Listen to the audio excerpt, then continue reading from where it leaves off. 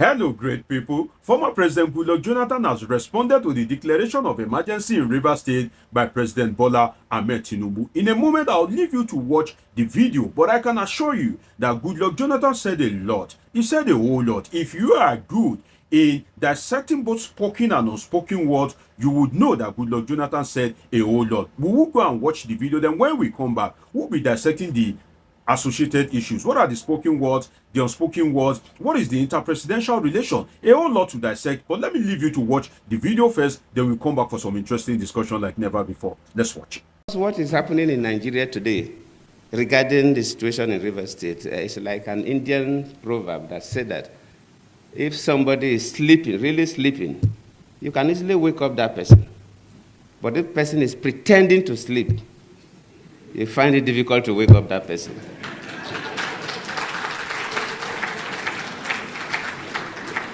The key actors in Nigeria, from executive to the legislature, luckily Senator Binta and others are here, and the judiciary, they know the correct thing to do. But they are refusing to do it. They are pretending to sleep. And waking such a person is extremely difficult because the person knows the right thing. A clear abuse of offices, clear abuse of power, clear abuse of privileges, cutting across from the three arms of government, from the executive to the parliament to the judiciary. And I always plead with our people that whatever we do affects everybody. And sometimes we do things and we think that it doesn't affect us. I've been a president before, and even after leaving office as a former president, people get to me.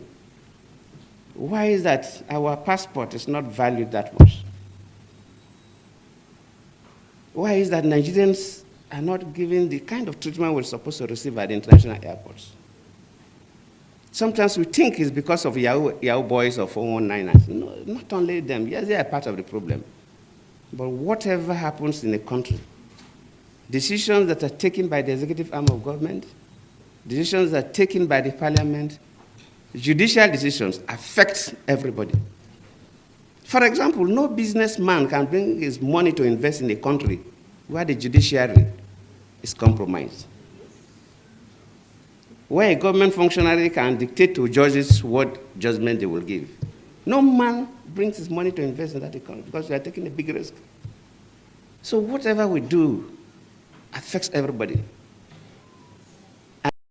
There you have it. You just watched the video of the former president, Goodluck Jonathan, to the declaration of a state of emergency in Rivers State by President Bola Tinubu. Goodluck Jonathan is not somebody that usually criticizes the government in power, especially publicly. If it were to be somebody like the former president, Olusegun Obasanjo, that made such statement, perhaps it wouldn't have, carried more weight because people would have looked at it, okay, it is his usual style and usual pattern. But take note that Goodluck Jonathan is beginning to take the unusual pattern to reacting to government policies. You will recall that even during the Buhari time, Goodluck Jonathan will book an appointment and he will go and meet Buhari in Asoro. But this time around, Goodluck Jonathan has failed to, approach President Bola Tinubu. Rather, he has decided to make a statement public. Could this be a result of interpresidential relation flaws, which I will come back to in a moment? I'll give you my submission on it, on the what I can call the interpresidential relation flaw between Goodluck Jonathan and President Bola Tinubu. But first, the first thing I can say is that Goodluck Jonathan made that statement in the presence of foreign politicians. In that particular fora, there are foreign politicians there. For instance, there are senators from Kenya. So we can call it, a symposium of like minds, of foreign minds, foreign politicians, both local and foreign politicians, to put it like that. So for Goodluck Jonathan to take such platform, the advantage of such platform to make such a statement, it shows that, Goodluck Jonathan is very displeased about the action of Bola Tinubu as regards the state of emergency declaration in Rivers State. But what I can say to the Tinubu boys is,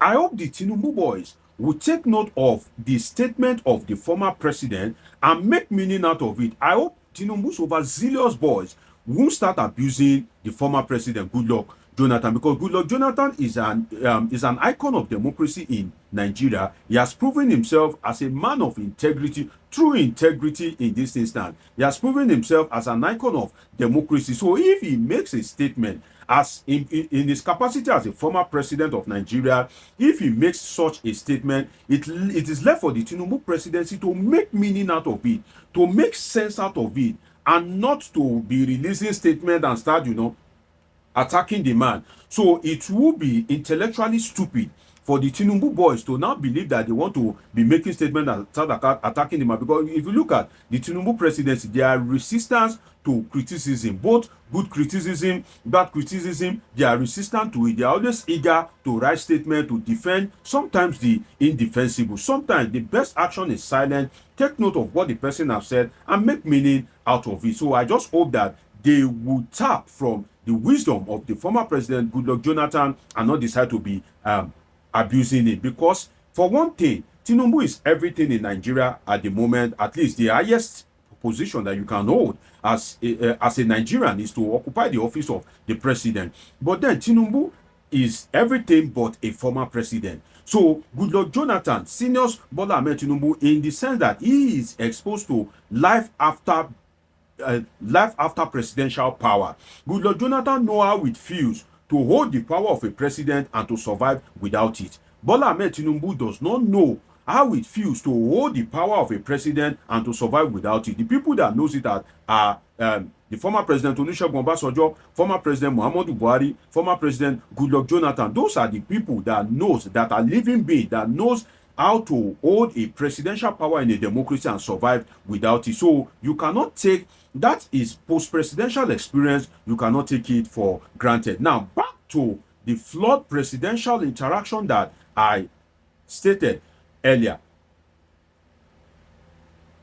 Well, I think there is a flawed presidential interaction in the sense that if President Bola Tinubu had interacted with President Goodluck Jonathan in a respectful way, I think President Goodluck Jonathan would not have made this kind of outburst, in the sense that there are some consolations you make.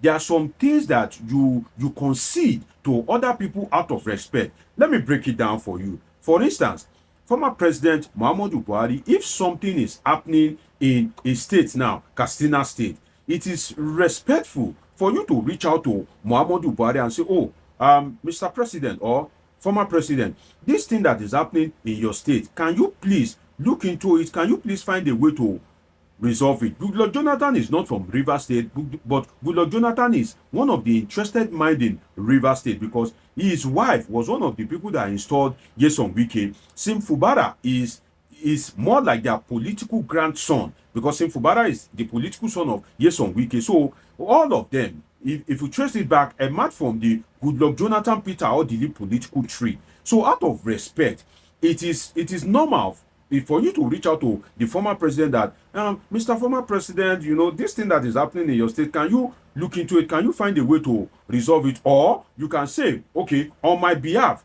Mr. Former President, look into this issue on my behalf and make recommendations to me. And in that particular instance, if the former president makes a recommendation to you, you can decide to go by that recommendation, even if it goes against your own personal wish, just out of respect. It's called you conceding something to somebody out of respect. It's called presidential interaction, that the former president has interest of stake in something and you are a current president. It's just out of respect. But if you now decide to act your own way, if you decide to not take the interest of the former president into cognizance, definitely when the former president too will react, he too will not consider your interest. So I think that Bola Tinubu is more political in terms of actualizing his dream in 2027, and that is what is blinding him. That's what is blindfolding him. So, and that's why every action of his on Rivers State is apparently tweeting towards favoring Nyesom Wike, because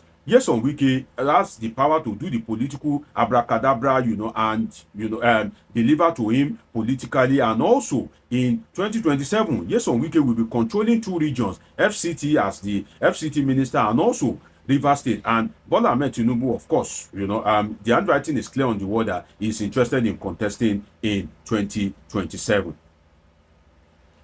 one thing that comes to mind is that Goodluck Jonathan, I think, will be regretting not giving 2015 a good fight. I think he will be regretting not cutting corners, because the way the Buhari regime and the Tinubu regime, the way they've conducted themselves, I think Goodluck Jonathan, if he is in his closet, will be regretting that perhaps he could have given 2015 a good fight, or perhaps he himself could have cut corners.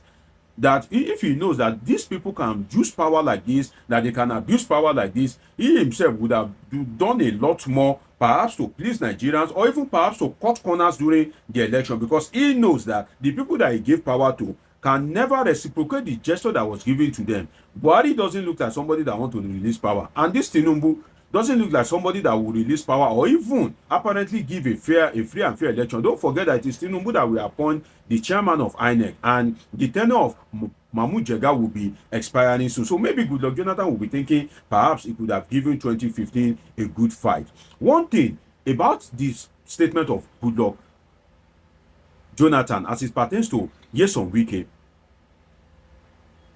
I won't be surprised if Nyesom Wike wakes up tomorrow and blasts the former president. You know, Nyesom Wike has proven that he's very uncalled and there's nothing that he cannot say. So don't be surprised if Nyesom Wike tomorrow begin to cast aspersion on the former president. But then I hope Tinubu is learning. If Nyesom Wike can abuse Peter Odili, if you can abuse former president Goodluck Jonathan, if you can abuse former vice president Atiku Abubakar, who was vice president when Nyesom Wike was a local government chairman, one day, maybe one day, that we will all be alive, and when things goes out of control, the same Nyesom Wike will cast aspersion on you, Bola Ahmed Tinubu. Well, one thing is that Jonathan is a stakeholder, and I think he deserves as much as respect as he can get. What Jonathan did not say in that particular broadcast, in that particular submission, is that Tinubu's certificate and drug scandal is ruining Nigeria. He's talking about how, you know, executive decision, presidential actions, you know, affect the image of the country. But then